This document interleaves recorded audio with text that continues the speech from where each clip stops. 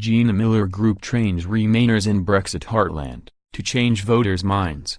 Best for Britain is fighting for Britain to keep the door open to EU membership and descended on the city of Hull, where 67.6% of voters chose to leave the EU, for the workshop.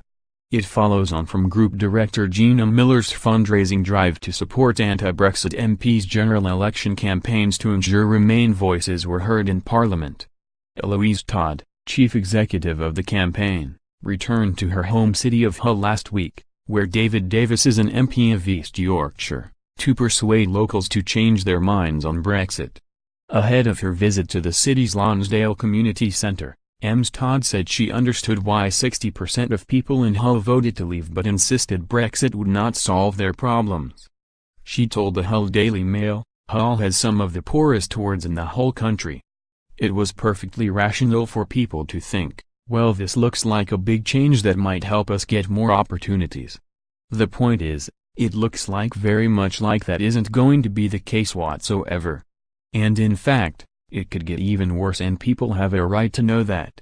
Ms. Todd was far from complimentary about Brexit negotiator Mr. Davis. She said, "Good old David Davis, my local Hull Thames Price and Haldon MP. He is the person who lied in Parliament about the Brexit impact assessment reports. He said they existed but apparently they didn't at all. With that kind of benchmark, they are basically saying, trust us, we have done the analysis, it is going to be fine, and then when pushed they go, did we say we had done the analysis? What we meant was, we haven't done it at all. We've got no flaming clue."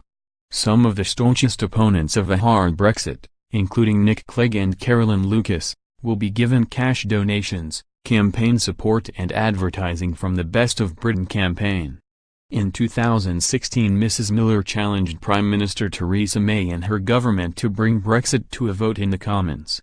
Following her victory over the legality of Article 50, the businesswoman claimed she was not attempting to overturn the will of the people but to protect the democratic principles around how we leave the EU. Ms. Todd added, "I work on Brexit day in, day out, but it is a hard issue to open up about with people you are close to and have a different view to.